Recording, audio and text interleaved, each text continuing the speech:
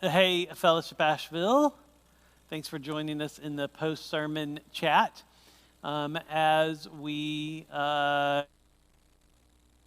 kind of chime in, I'd love for you to ask questions you may have. I do want to spend a little bit of time talking about what happens when we confuse our season with our calling, with our assignment. When we get those all muddled up together, I think it creates a lot of confusion. But I also want to hear your questions. So feel free to ask away. I'll be monitoring Facebook and the church online platform, so I'll be able to see those questions. So feel free to ask. And if you haven't chimed in yet to let us know that you're here, please do. I'd love to say hi to you if I haven't already on the online chat.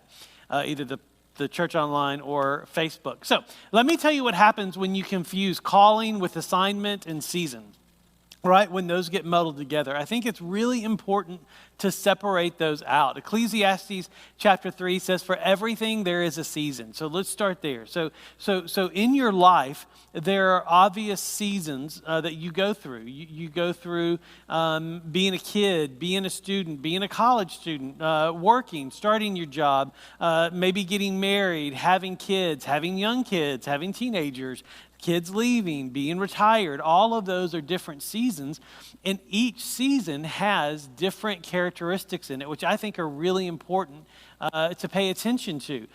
For example, if and here's where it gets tricky. If you confuse your calling with your season or with your assignment, it can get really tricky. And so if your calling is to point people to Jesus, or as we talked about in the message, it is to serve the gospel. That's everybody's calling, right? To be all about Jesus, and all of us are all about who Jesus is and what he did. That's all of our calling. If you confuse that with your season, or you confuse your assignment with your season, you begin to hold on to things that are never yours to hold on to. For example, and I see this quite a bit with parents, right, with kids. When a person feels a very strong assignment from God to be a parent, right? And so they have kids, they're parents, and then those kids grow up and leave, and they have no idea what to do because they confuse a season with an assignment. Right? And they still want to be parents. Now, here's what this looks like. It looks like a mom or dad treating a 20-year-old like he is a 10-year-old. And that's a bad way to live life for you and for your 20-year-old. You treat them like 20-year-olds.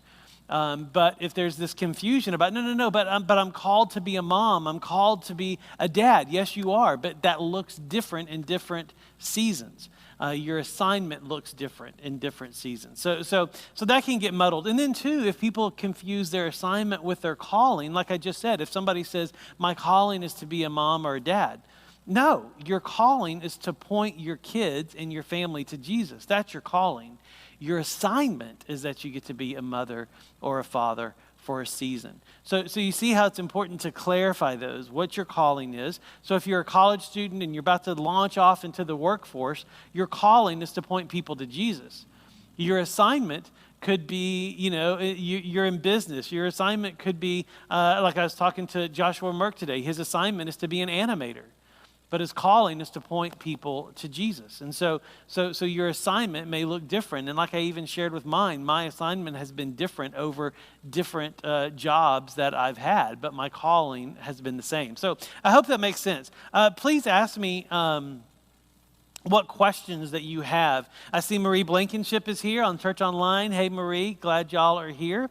Elisa Alvarado is here. Hey, how are you? I miss seeing your face. Let's see, just what I needed to hear today. Oh, I'm so glad. Elisa, glad that you are here. Oh, Aaron's here. Hey, how's Stephen? I've been praying for him. I know he had not a heart transplant. My goodness, he had a pacemaker put in. A little bit of a different procedure there, but I've been praying for him. Aaron says, thank you, Fred. I started waiting on the pickup order and decided I need to take the long way home to keep listening, especially encouraged by the part about hard times all being part of God's plan to shape us. Yeah, they really are. And honestly, they're the part that I like the least. out of all those, but they are still part of God's plans for us. And they grow us. And particularly that part about God's assignment for you, fitting you and fitting how he's going to grow you. Because, and I think that's the key part where people are like, ooh, this is way out of my comfort zone. And it may be, but that's because God is growing you. He's expanding your comfort zone. Like for those of you who are watching WandaVision, right? Like it's expanding the hex around Westview. All right, there's a little WandaVision shout out there. Let's see, Brian Bridges says, hey Fred, thanks for the spirit-filled message from Ephesians 3. Grateful for the call to persevere in suffering as the church. Thanks, Brian. You know what's so funny about this message?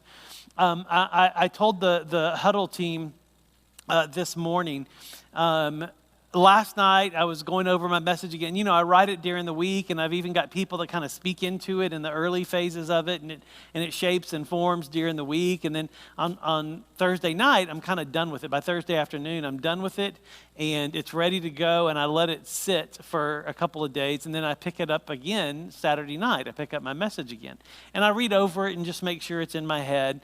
And last night when I was reading over it, I was like, meh, you know, I don't feel like God's asking me to say anything differently. I don't feel like God's asking me to say something else, but that's kind of the way I felt about it. Which I love it when that happens, because that means typically that God's going to fill it in a very unique way. So I'm glad that you sensed that. I'm glad that you sensed the filling of the Spirit with that message, because it wasn't there Saturday night. I'll tell you that. So thanks, Brian, for sharing that. Julie said, we really enjoyed today and are glad to have found this church during the pandemic. Our kids and adults get a lot out of the interactive style. I'm glad, Julie. Thanks for chiming in. And thanks for having your adult kids chime in too. That's really fun. I'd love to hear feedback from them sometimes. So if they're watching, feel free to ask questions. I love doing this post-sermon chat when there are questions and we can engage on it. Let's see. Billy Mitchum is over on Facebook. Hey, Billy. He said, Fred, I'd love to have an assignment to be a mentor speaker to tell people how the power of Jesus can change your life from addiction. Billy, I think you just did. So there's that. So feel free to continue to tell people that. Post it on Facebook, post it where people can see and do. And Billy, I also want you to know you're one of those people I pray for in the middle of the night, because I know you've been going through a lot of physical challenges, and I pray for you. So I hope to see you come out of that well and better soon. All right, let's see what other comments we've got. I think that's all the questions we've got. Let me ask y'all, do y'all think, does that make sense to see how clarifying calling from season, from mission, from assignment, actually helps you know what that next step is and know how to move forward? And what I hope it does too is I hope it takes some of the pressure off, right? Like, you don't have to search for your calling anymore. You've got it. It's to point people to Jesus. The question for you is, what is this next season, what does this next assignment look for you in the season of life that you're in? And there's some pressure off of that, right? Because no matter what step you take, your calling is the same. Point people to Jesus. So does that make sense? If not, ask questions. I'd love to pick that apart a little bit and help you out if I can. Let's see. Billy says, thank you. You're welcome. Anybody else wake up in the middle of the night and have a hard time going back to sleep? It's amazing how much praying for other people really does help. I noticed that I would be praying for my stuff sometimes, and that never helped. It just kept the stuff spinning around in my head. But when I started praying for other people and their stuff, man, it just shifted a piece of my soul, and I was able to kind of drift back peacefully to sleep. So not that, you necessarily want people to fall asleep when you're praying, but you know what I mean. Like if it's the middle of the night, you kind of do. So there's that. All right, any other questions or comments? We'll give it a couple more minutes, and if not, we'll chime out. Or any other stuff you want to say and talk about.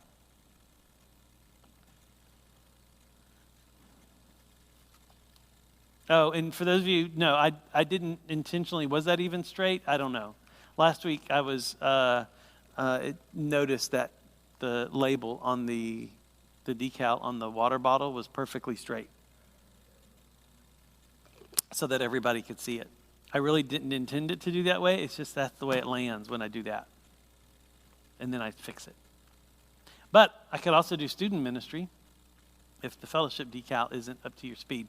Let's see. MC says, hey, Mary Catherine, on Facebook, absolutely. I wake up in the middle of the night. Praying is the only thing that works. All right. I'm glad I'm not alone.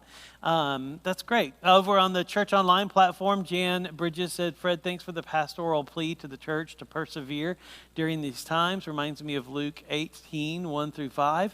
When the Son of Man comes to the earth, what will he find faith? Yeah.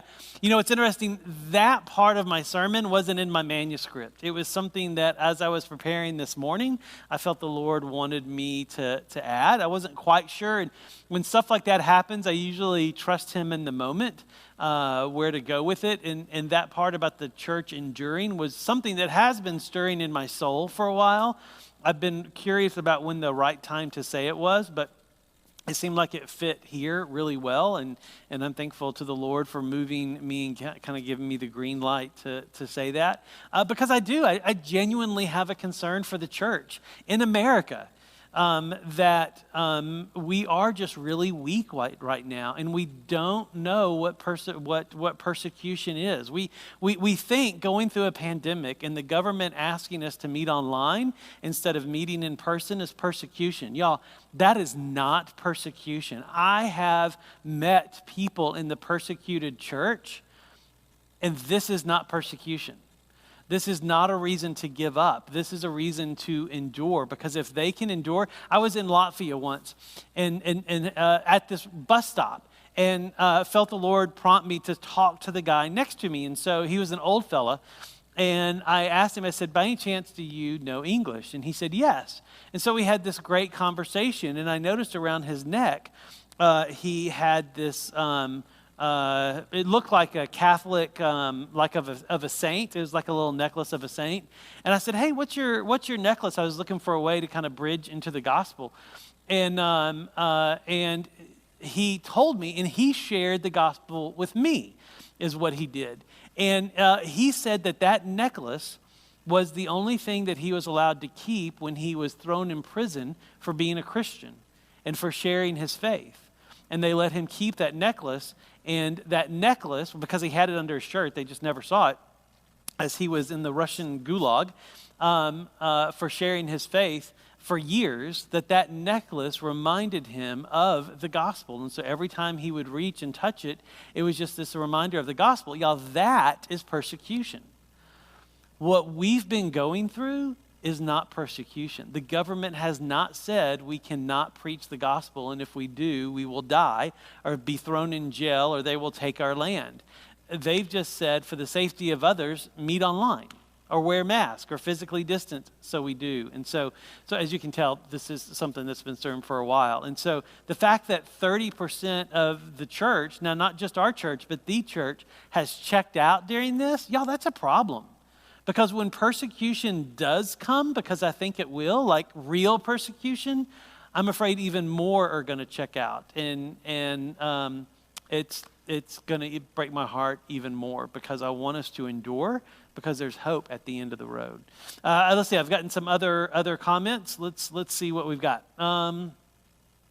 Let's see, BJ, in my ever increasingly long season of unemployment, it's clear to me what my mission is. Just not sure about what my assignment is, except I pray daily for being focus on being and not so much doing. Yeah. And that's just it. Like, if you're in this season where your assignment is unclear, then just take the next step, right? Like, what is today's assignment? Maybe not what your job is, but what is today's assignment? Well, it's to be a mom to your kids. It's to be a wife to your husband. And it's to be one of the people in their lives that point them to Jesus. That's your calling, and your assignment for that day is to be that. Or maybe it's to diligently look for a job and make 5 phone calls and send 10 emails and all that stuff. But that's your assignment for that day. Although the doing feels much better and easier than the being. Well, that's also true. Yes, BJ. Let's see, what else do we have? Andrew Neighbor on Church Online says, preach. I think that's probably to the church stuff that I was talking about. Andrew's back. So it's great to have him back. As you saw, he did announcements and did a great job with those. Way to go, Andrew. Let's see. Billy says, hope to see you next week, or we come into the building yet? Yes, Billy, we'd love to have you. Go online. You can register. We are physically distanced, wearing masks. We've installed a clean air system, so we spray everything. So it is as safe as possible. And so Billy and Julie, we would love to have y'all. Lisa says, on a completely different subject, I've been making kefir, I don't know how you say that. So anybody who wants grains, reach out to me. Lisa, I'm not even sure what that is. But if you made it, I know it's good. So there's that. Let's see. Amy says, great point on persecution, Fred. Thank you. Thank you. All right, let's see if we've got anybody else. All right, I think that may be it. Looks like comments are settling down. Church, I love you, and I love being the church with you. Please let me know if I can help and serve you in any way. Until then, I will see y'all next week. Bye, y'all.